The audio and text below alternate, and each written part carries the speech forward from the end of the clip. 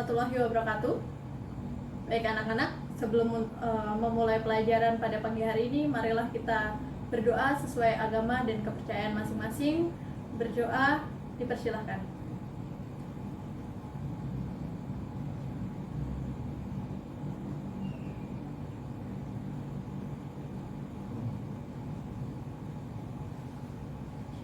Berdoa selesai. Terima kasih. Selamat pagi anak-anak. Apa kabar semuanya?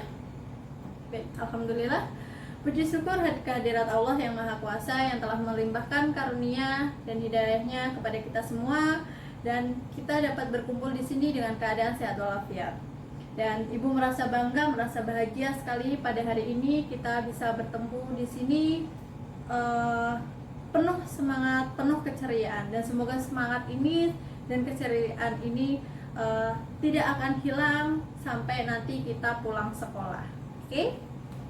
Sebelum memasuki pelajaran juga, perkenalkan terlebih dahulu, nama Ibu Mursinah, biasanya dipanggil Usin.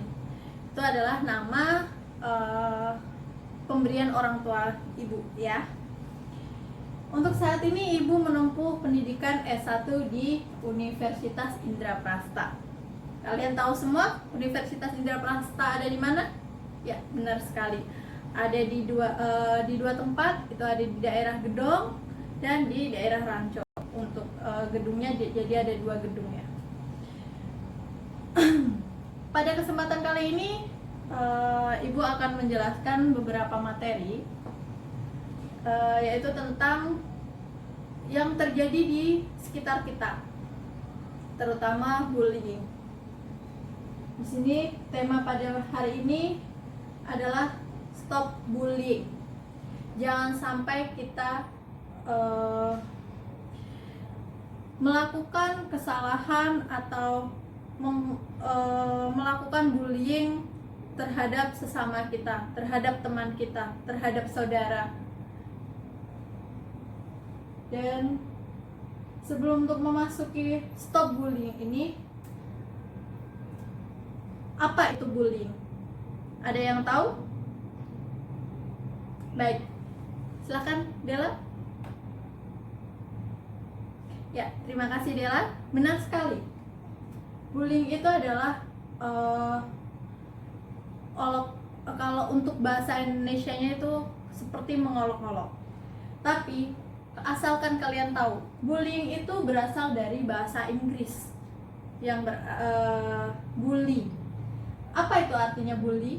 Artinya benteng. Dan secara etimologinya berarti penggertak, orang yang mengganggu yang lemah. Itu disebut penggertak. Jadi cuma berani yang gertak aja, berani di depan aja. Dalam bahasa Indonesia juga ada artinya sendiri.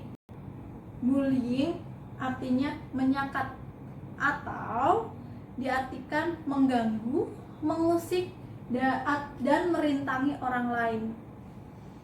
Secara keseluruhan, bullying adalah suatu tindakan atau perilaku yang dilakukan dengan cara menyakiti dalam bentuk fisik, verbal, atau emosional atau psikologis oleh seseorang atau kelompok yang merasa lebih kuat kepada korban, dan yang kepada korban yang lebih lemah fisiknya ataupun secara mental berulang-ulang tanpa ada perlawanan dari si korban.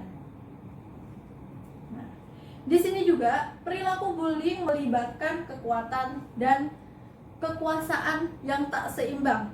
Artinya apa?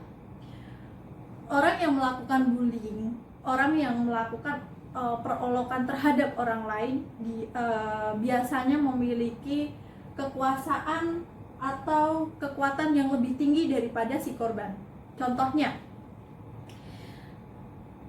saya membuli seseorang, membuli teman saya. Itu contoh, misalkan saya ini orang yang terpandang, dari keluarga terpandang, dan teman saya adalah orang yang biasa saja. Tetapi saya merasa lebih berkuasa di sini. karena saya memiliki segalanya dibandingkan dia, dan dia tidak bisa membalas perilaku yang sudah saya lakukan terhadap dirinya. Di sini untuk bullying itu ada penyebab, ada dampak, ada jenis-jenisnya pula, dan nanti kita akan bagaimana cara menangani bullying yang terjadi di sekitar kita. Yang pertama kita akan membahas penyebab. Penyebabnya terjadi di dua faktor. Dua faktor ini adalah dari sisi si korban dan dari sisi si pelaku. Dari sisi si korban itu biasanya penampilan fisik, dari ras, dari terlihat lemah atau dan terlihat tidak mudah bergaul. Kenapa Ibu menyampaikan 4 contoh dari sisi si korban ini? Pertama, Ibu akan menjelaskan penampilan fisik. Misalkan si penampilan fisik ini dia biasa-biasa saja atau berbeda dengan dari yang lain. Yang lainnya pakai baju, misalkan pakai baju seragam bersih, putih, tetapi ada salah satu teman satu kelasnya memiliki baju yang biasa atau sudah kusam warnanya. Di situ pun dari si pelaku atau si bullying tersebut dia akan menjauhi si korban atau yang temannya yang berbeda tadi. Untuk ras ini bisa dikatakan suku. Kita di sini posisi ada di Pulau Jawa. Kebanyakan kita adalah suku Jawa. Ada Sunda, ada Jawa, ada Betawi. Di antara 3 ini, misalkan sekarang kita posisinya ada di Jawa Barat, posisi lebih dominan suku Sundanya. Datanglah pendatang dari suku Jawa atau suku Betawi atau suku Papua, Timur-Timur dan sebagainya. Dia akan memasuki di dalam suatu daerah yang memiliki kekhasan atau suku. Ternyata dia berbeda. Apa yang terjadi? Dia akan dikucilkan pula. Terlihat lemah, sama dengan yang tadi ya, yang sudah saya jelaskan. Saya memiliki kekuasaan yang lebih daripada seseorang dan saya berhak melakukan apapun, dan si korban tersebut tidak dapat melakukan hal yang sudah saya lakukan kepada dia. Terlihat tidak mudah bergaul. Kenapa? Kenapa Ibu memberikan contoh tidak mudah bergaul? Dalam satu kelas ini contohnya. Dalam satu kelas ini pasti ada yang pendiam. Pasti dia akan merasa dirinya dikucilkan. Dan dia takut untuk mencoba memasuki atau berteman dengan yang lain. Dan kita otomatis tidak punya teman. Di situ yang lain pun mau mendekati dia pun dia juga segan, enggan. Nah, di sini dia tidak memiliki teman dan orang lain pun akan membuli dia dengan cara apa? Ya, nggak punya teman. Ya, kayak gini. Ya, kamu sendirian. Nggak ada yang peduli sama kamu. Itu contohnya. Ya. Ada pertanyaan? Ya, baik. Terima kasih. Kita lanjutkan. Dari sisi si pelaku. Ibu sebutkan ya. Itu adalah memiliki masalah pribadi, pernah menjadi korban bullying, rasa iri pada korban, mencari perhatian, berasal dari keluarga yang disfungsional, dan kekurangan empati, kurangnya empati dari dalam dirinya. memiliki masalah pribadi. Contohnya, ibu mempunyai teman, si A namanya. Si A ini anak pintar. Si A ini dulunya dia adalah teman ibu misalkan. Teman ibu, teman dekat sama ibu. Tapi suatu ketika dalam pertemanan atau dalam suatu hubungan pasti ada kesalahpahaman.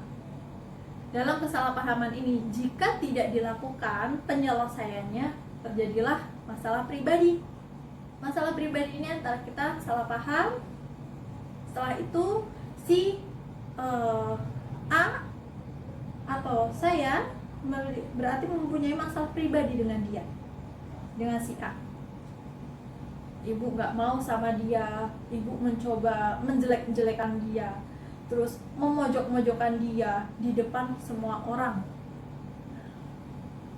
Yang kedua, contoh yang kedua, pernah menjadi korban bullying. Itu bisa diartikan saya balas dendam. Tapi asalkan kalian tahu, balas dendam itu tidak boleh. Tidak boleh ya.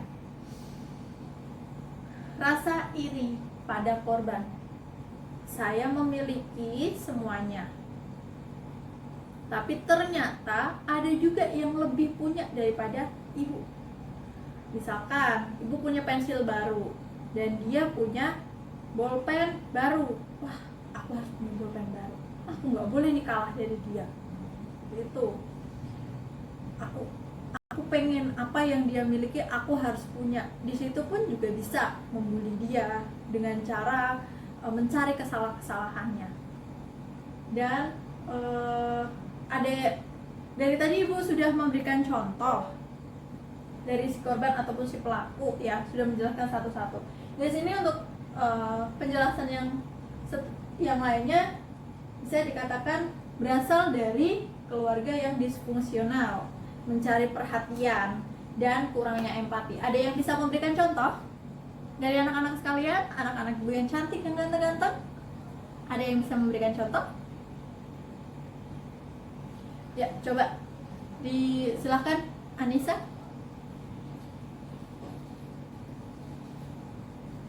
Ya. Oke, keluarga yang dari keluarga yang disfungsional ya, berasal dari keluarga yang disfungsional. Apa sih disfungsional itu? Disfungsional itu keluarga yang disfungsional adalah keluarga yang penuh dengan masalah. Dia merasa keluarganya itu penuh dengan masalah dan dia mencari atau melarikan masalahnya tersebut. Karena dia tuh di rumah penuh dengan masalah, di rumah adanya orang tua, misalkan orang tua ini terjadi sering berantem atau keluarganya ada masalah yang mengakibatkan setiap hari ada keributan, cekcok dan sebagainya. Dia akan mencari tempat atau yang bisa untuk melampiaskan marahnya dia. Dengan cara apa? Dengan cara bahwa dirinya bisa lebih kuat atau berkuasa dan tidak ada yang membuat masalah dengan dirinya. Padahal dirinya sendiri yang mencari masalah dengan orang lain.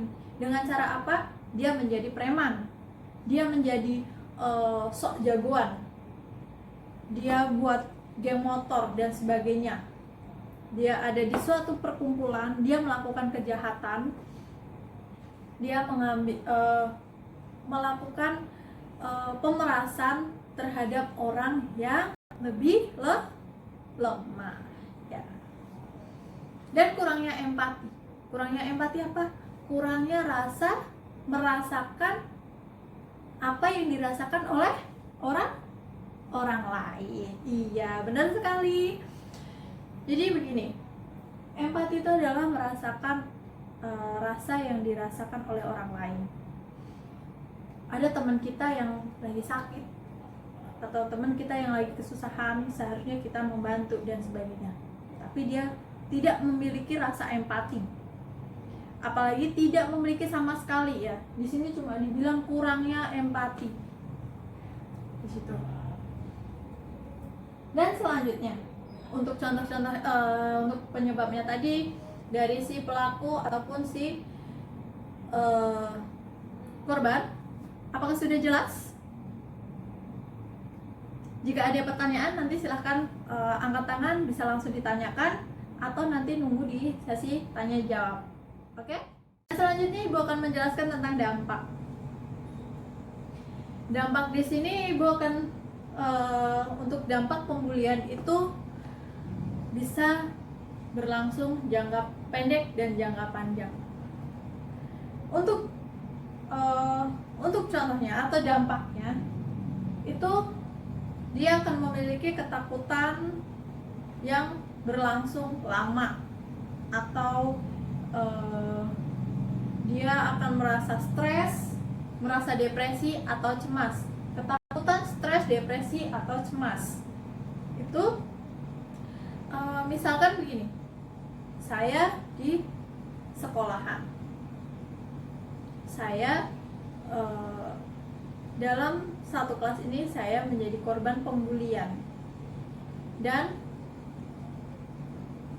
keesokan harinya ataupun setiap saya mau berangkat sekolah, pasti saya akan merasa takut, merasa cemas, merasa aduh nanti gimana ya, nanti saya di kelas, di sekolahan pasti saya akan dibully lagi, pasti saya akan ketemu mereka lagi, saya akan merasakan malu lagi, seperti itu.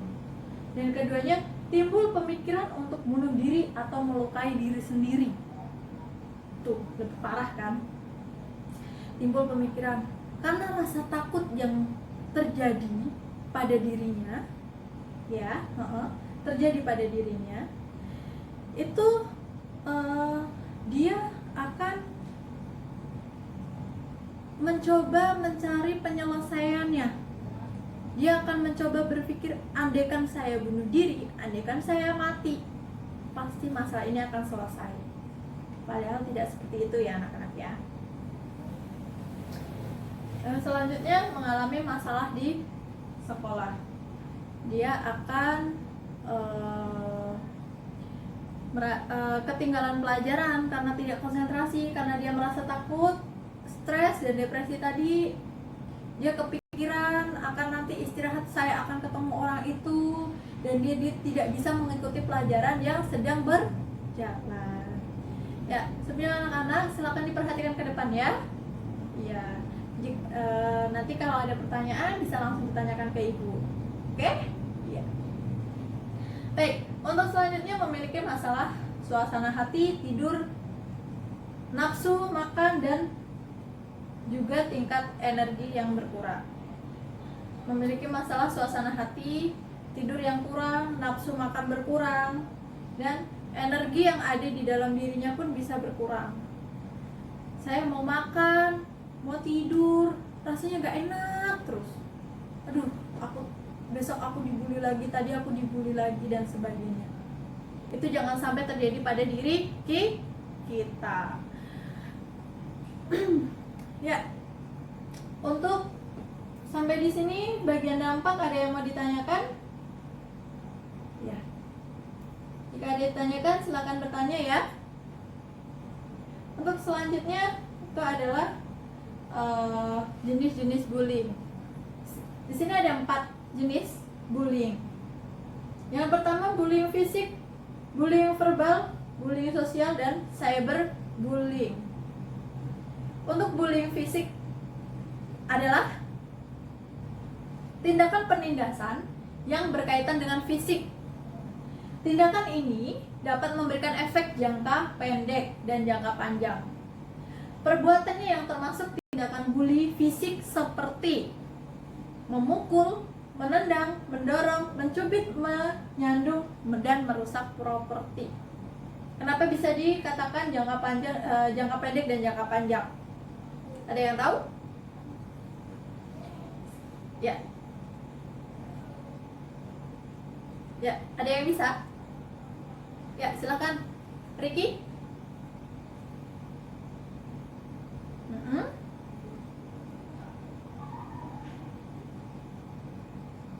Ya, ya benar sekali. Misalkan kita dipukul, ditendang, didorong, dicubit dan sebagainya. Kita dipukul, kita merasa sakit di saat itu jangka pendeknya. Dan jangka panjangnya apa? Kita tidak tahu yang luka ini hanya dalamnya atau luarnya saja, ataupun juga dalamnya.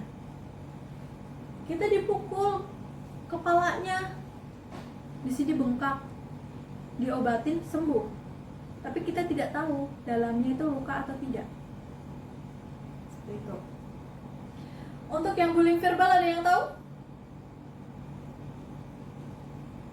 Jangan tegang dong, kita have fun aja ya anak-anak ya, kita ketawa dulu.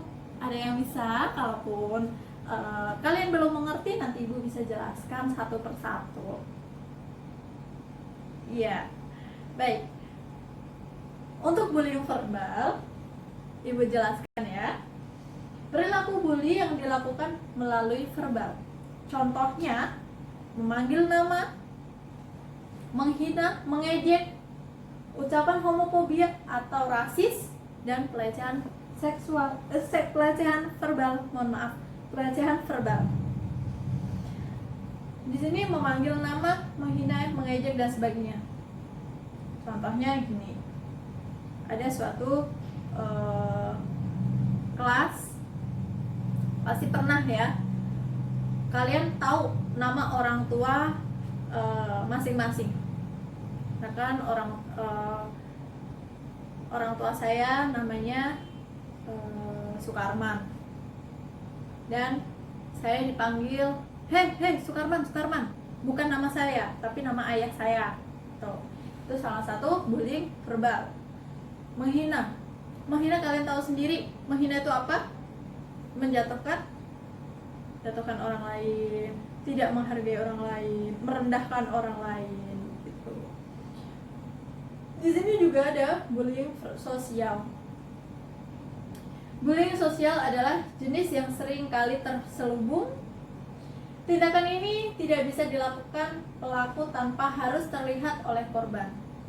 Tindakan ini bisa dilakukan pelaku tanpa harus terlihat oleh si korban.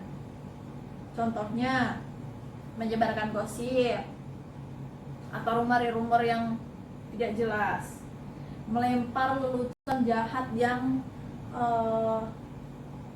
melempar lelucon jahat seperti menghina tadi, terus mengajak orang lain untuk mengucilkan seseorang, memberikan ekspresi atau gestur tubuh yang mengancam atau menghina. Contohnya yang menyebarkan gosip tadi, padahal si A ini cuma kebawa, atau ada si A sama si B, bolpen si B kebawa sama bolpen A dan A-nya tidak tahu, ya kan? Si B-nya merasa kehilangan, pas dicek di tasnya si A ketemu. Nah, di sini bisa terjadi gosip. Wah, si A pencuri, si A seperti ini, gitu. Atau gosip-gosip yang tidak benar, atau berita-berita yang tidak sesuai dengan fakta. Melempar lelucon jahat. Kita lagi pelajaran seperti ini, kita lagi sedang tanya jawab, sedang dijelaskan dan sebagainya. Ada salah satu murid menjelekkan saya, menghina saya dengan lelucon yang tidak pantas. Itu juga termasuk bullying ya. Dan selanjutnya adalah cyberbullying. Biasanya kalau kita dengar kata cyber, itu biasanya berkaitan dengan dunia maya. Di sini adalah segala jenis penindasan yang terjadi di dunia maya. Seperti yang saya jelaskan tadi ya. Contohnya seperti mengirim email atau pesan tertulis, gambar dan video yang menyakitkan atau menyebarkan gosip dan rumor buruk di dunia maya menggunakan akun orang lain tanpa izin. Sampai di sini ada yang mau ditanyakan? Ya, silakan Bina.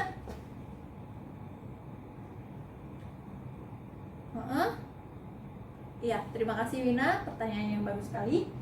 Tadi dikatakan untuk cyberbullying itu adalah penindasan yang melalui dunia maya atau yang terjadi di dunia maya. Tadi ada yang mengirim email atau pesan tertulis, gambar dan video yang menyakitkan. Ya, Wina tadi tanya contohnya seperti apa. Oke, untuk contohnya mengirim email atau pesan tertulis, saya mengirim sesuatu atau mengirim email kepada Wina dengan tulisan yang tidak pantas, begitu, yang menyakitkan, yang mengucilkan, yang menghina, begitu ya. Ada pertanyaan lagi? Baik, kita lanjutkan ya. Selanjutnya adalah cara mengatasi atau mencegah bullying. Mencegah dan mengatasi bullying ini ada beberapa cara. Untuk cara-caranya ini ada yang sudah tahu atau ada yang mau memberikan pendapatnya atau memberikan cara tersendiri? Ya, ada yang berani? Baik. Untuk selanjutnya, di sini untuk cara mengatasi atau mencegah, yang pertama adalah ceritakan pada orang tua atau orang dewasa yang dapat dipercaya.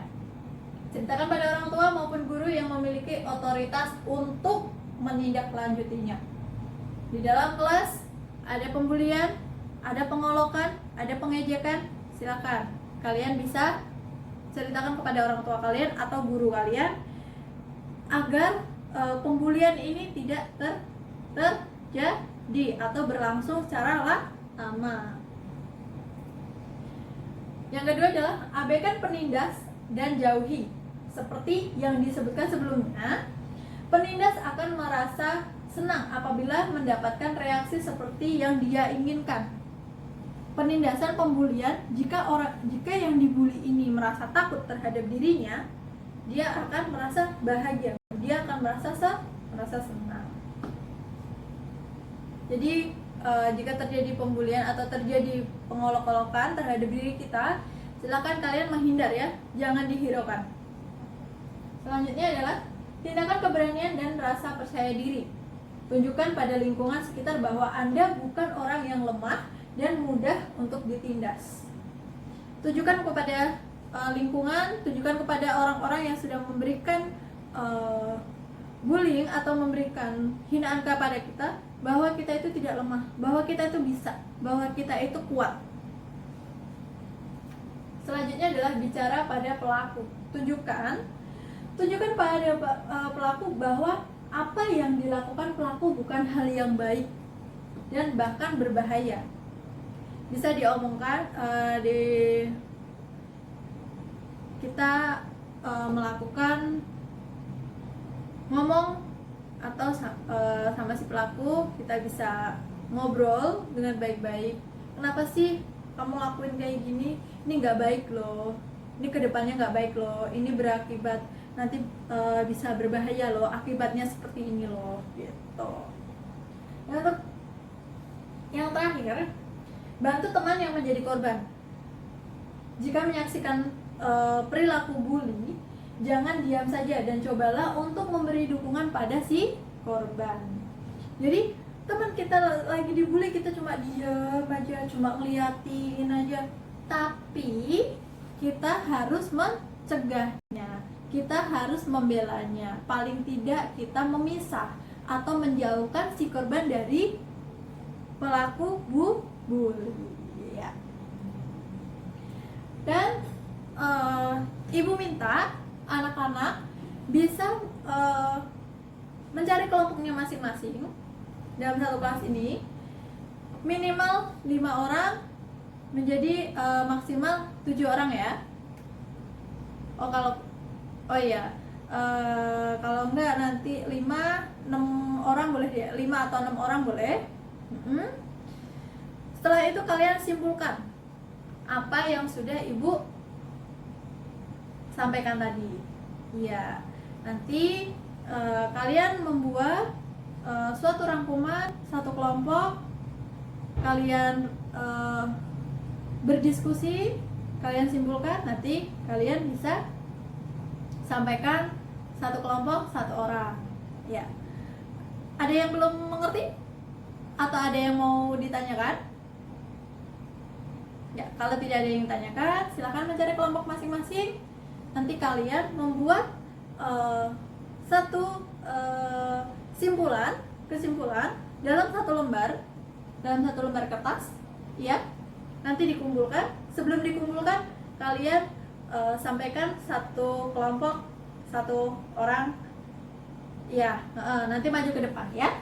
Setelah maju ke depan, kalian sampaikan apa hasil simpulannya. Ya, baik. Ya, ibu kasih waktu dalam waktu 10 menit ya. Ya, silakan.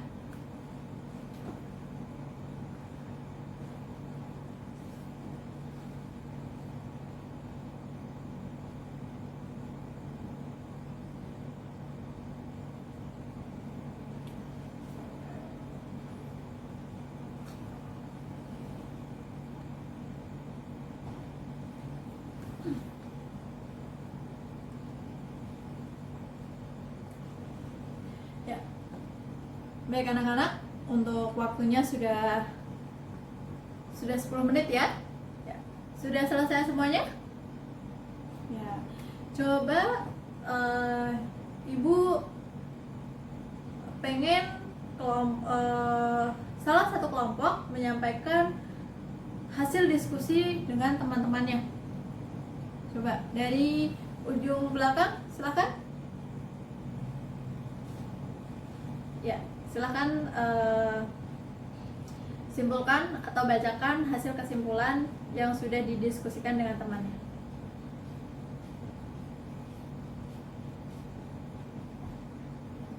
Ya, bagus sekali. Ya, benar. Ada lagi? Ya, silakan.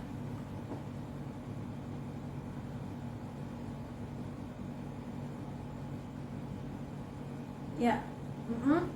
Ya, benar juga. Ada yang lain?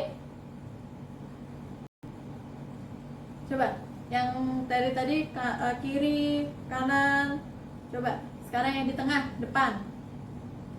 Ya. Ya, itu juga benar ya.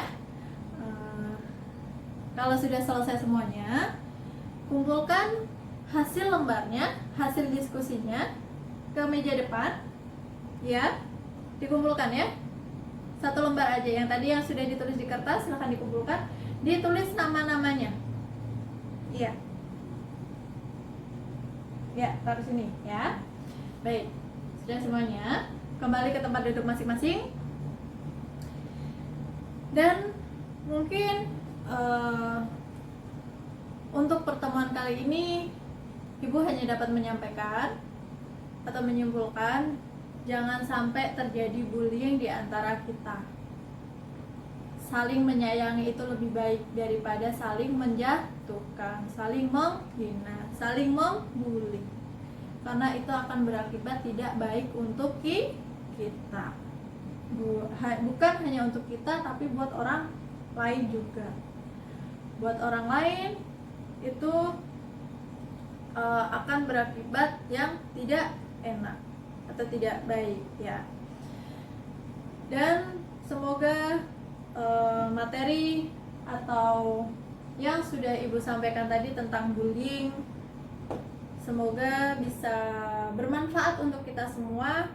Dan dari Ibu cukup sekian. Terima kasih untuk perhatiannya. Ibu sampaikan terima kasih, dan Ibu akan merasa senang sekali kita akan bertemu di waktu yang akan datang. Semoga aja kita ada kesempatan untuk bertemu kembali ya. Dan untuk mengakhiri pelajaran BK pada hari ini, Ibu ucapkan terima kasih dan wassalamualaikum warahmatullahi wabarakatuh. Selamat siang ya.